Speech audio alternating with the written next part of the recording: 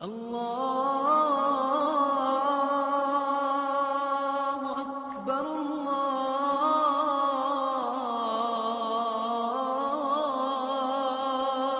اکبر۔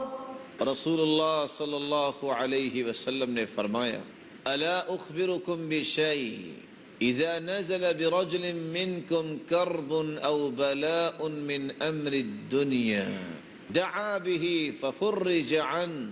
میرے صحابہ میں تمہیں ایسی چیز نہ بتا دوں کہ جب تم میں سے کسی کو کوئی مصیبت دنیا میں آ جائے یا کوئی بلا کا سامنا ہو جائے تو اگر یہ کلمات اپنی زبان پہ لے آئے تو اللہ رب العزت اس کی بلا کو دور فرما دیں گے اور اس کی مصیبت کو دور فرما دیں گے۔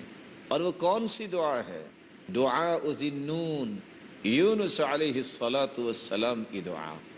قرآن مجید میں اللہ رب العزت فرماتے ہیں وَذَا النُّونِ إِذ ذَّهَبَ مُغَاضِبًا فظن أن لن نقدر عليه فنادى في الظلمات أن لا إله إلا أنت سبحانك إني كنت من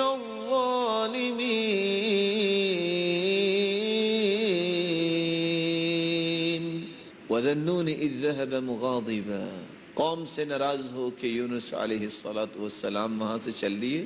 فَظَنَّ أَن لَّن نَّقْدِرَ عَلَيْهِ، اور اس کا گمان یہ تھا کہ ہمارے پاس قدرت نہیں ہے، کہ جہاں بھی جائے گا تو ہماری قدرت نہیں ہے۔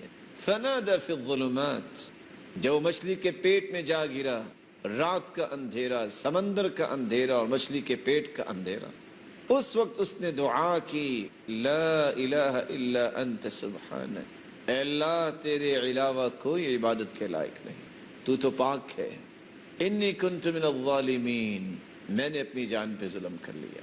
یہ کلمات انسان اگر اپنی زبان پہ لے آئے، رسول اللہ صلی اللہ علیہ وسلم کا فرمان معظم ہے لم يدع بها رجل قط الا استجاب اللہ تعالی له۔